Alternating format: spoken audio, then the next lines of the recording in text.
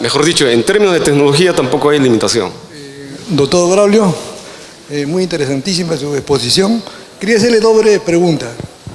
Acá en nuestro país hay muchos profesionales con bastante experiencia ya en corriente alterna y estamos llegando ya a 500 kilovoltios, ¿no es cierto? Y también hay equipos ya bien consolidados, ¿no? Por ejemplo, la conversión reactiva con SBC. ¿Cuál sería una ventaja para poder implementar DC? Mi primera pregunta. En la segunda pregunta, cuando usted dice ahí simulación en tiempo real, ¿no? La técnica de control de espacio, técnica de estimación de estado, ¿cómo entra ahí? La técnica de estimación de estado de un sistema eléctrico de potencia, ¿no? Por ejemplo, en la sala de control te están viendo toda esa tecnología, ¿no? Esas dos preguntas, por favor. ¿Se refiere a estimadores de estado? En este caso no se requiere estimadores de estado porque las salidas son directos del equipamiento. La salida, digamos, ese simulador en tiempo real calcula 100 amperios y con sus respectivas perturbaciones ella misma entra al equipamiento donde se va a hacer los ajustes. No se requieren estimadores de estado. La primera pregunta fue ¿por qué necesitamos usar si tenemos conversores tipo compensadores estáticos? ¿Cuál sería la diferencia, ¿no? ¿Cuál sería, digamos, el plus de estos conversores en back-to-back? Como les decía, primero, un SBC es basado en una tecnología, digamos, primera generación, tiristores, ¿cierto? Requiere filtros de quinto, séptimo, 11, porque ellos necesariamente generan esas armónicas. Segundo, dependen mucho de la potencia de cortocircuito de mi sistema. Porque si el sistema es débil y si la tensión comienza a caer, el SBC no va a conseguir resolver esto. Por causa de los tiristores. Los tiristores requieren de cierto nivel de potencia de cortocircuito, un soporte mínimo. Ya con conversores que serían basados en IGBTs, ellas sí podrían, incluso cayéndose al sistema, la tensión colapsando y él podría dar el soporte, podría ayudar. Y eso es lo que sucede exactamente en el caso de los parques eólicos, ¿no? Los parques eólicos utilizan conversores fuente de tensión controlados a modo corriente. Entonces cuando ocurre un cortocircuito, el conversor lo que tiene que hacer es levantar la potencia reactiva y bajar la potencia activa de tal forma que yo ayude con mi parque a recuperar el sistema, ¿no? Entonces esos conversores no son en base a tiristores, son en base a IGBTs.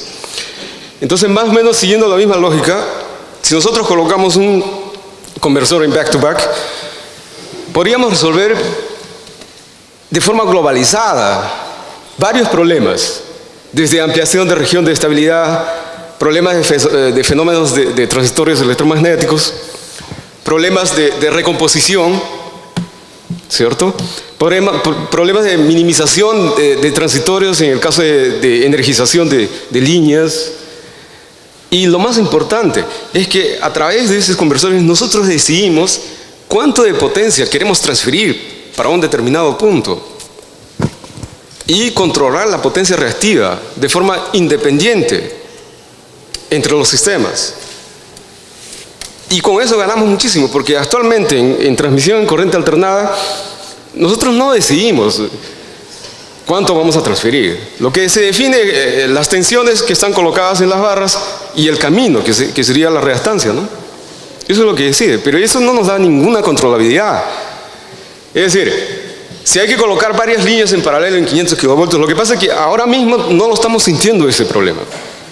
Pero si comenzamos a colocar varias líneas en paralelo en 500 kilovoltios, va a llegar una hora en donde por una de esas líneas la potencia que va a pasar va a ser 20% de la potencia que fue proyectada.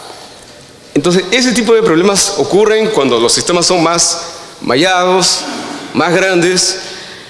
Y bueno, el camino natural es eso, ¿no? Que las redes eléctricas tienen que seguir creciendo, ¿no? Entonces podría ser esa la justificación, mirando a largo plazo, creciendo con seguridad y que no tengamos problemas, por ejemplo, lo que pasó recientemente, ¿no? En la región sur, apagón. Ese tipo de problemas pueden evitarse.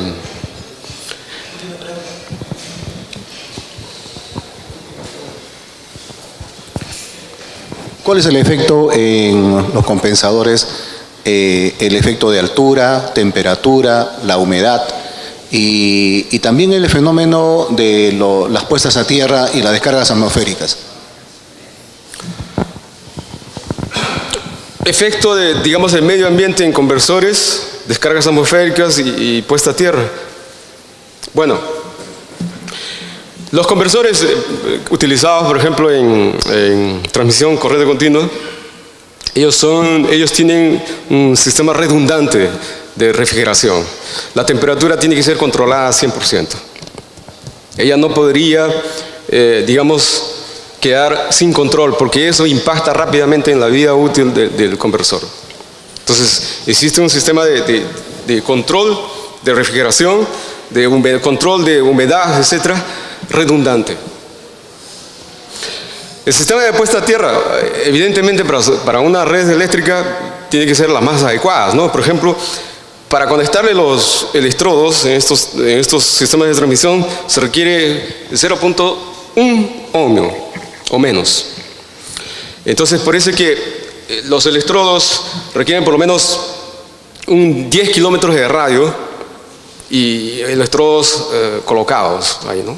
Solo que en este último proyecto, inicialmente estábamos considerando colocar ese electrodo en Minas Gerais, más o menos a 130 kilómetros del terminal Río. Esa línea de electrodo regresaría utilizando la misma torre de la línea de transmisión, ¿cierto? Y evaluamos otra posibilidad. La otra posibilidad es que le llevemos ese electrodo al mar, que está más cerca.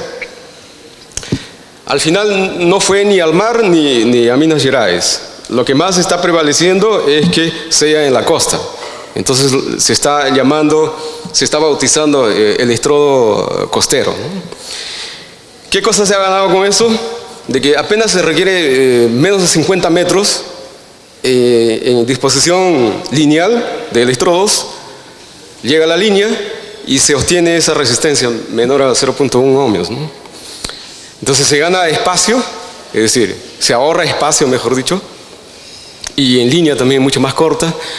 Entonces, evidentemente en cada uno de esos proyectos van a aparecer problemas, pero se tiene que ir solucionando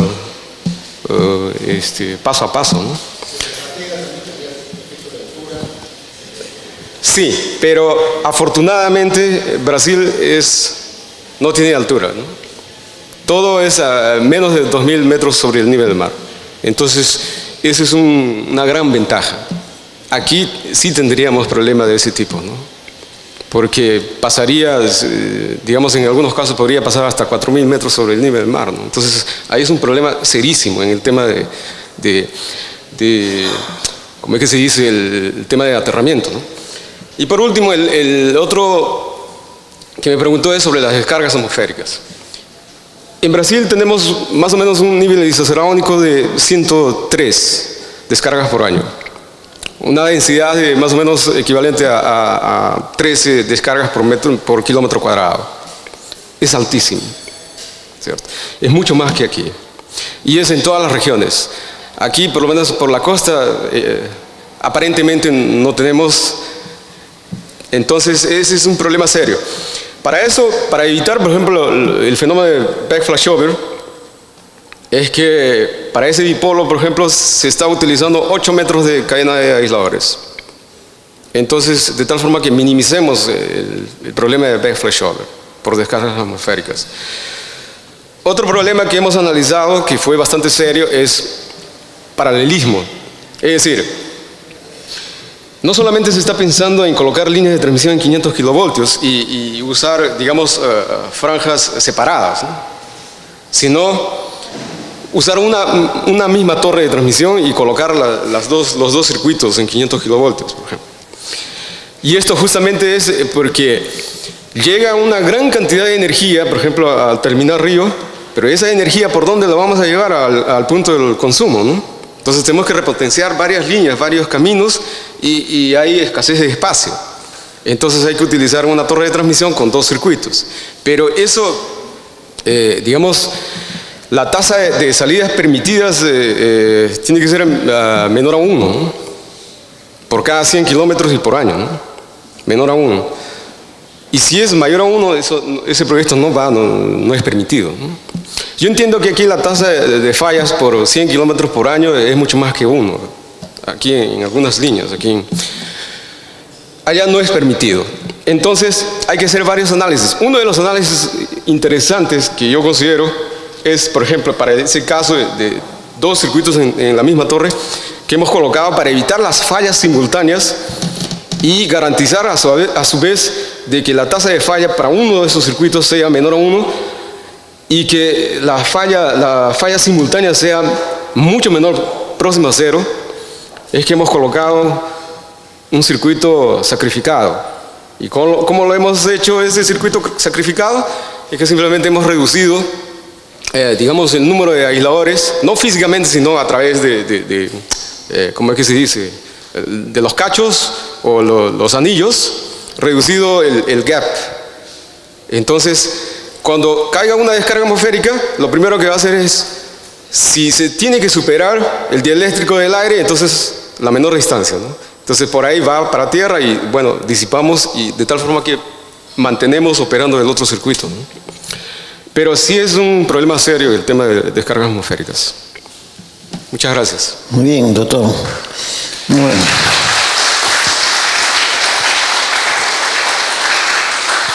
Bueno, para mí es muy gratificante darle un reconocimiento al doctor que ha sido mi alumno. Hemos compartido actividades académicas y deportivas en forma muy oportuna. Y él, terminando sus estudios, fue a realizar su maestría y doctorado en Brasil y ya radica en Brasil. Pero siempre se da tiempo para participar en los CONIMERAS. Anteriormente, como expositor de trabajos técnicos, y en una oportunidad ha ganado el primer premio. En esta vez ha venido ya como conferencista internacional. Y a mí me agrada mucho la superación constante de Braulio y hemos quedado, dada su gran capacidad profesional y lo interesante del tema, en que va a venir especialmente en una semana para darnos un curso. No solamente al capítulo, sino también a la Facultad de Mecánica de la Universidad de Ingeniería. O sea, va a ser su visita muy fructífera y te vamos a pagar el doble. Oh. Recibe esto con mucho aprecio, mucho cariño y muchas gracias por venir. Muchas gracias.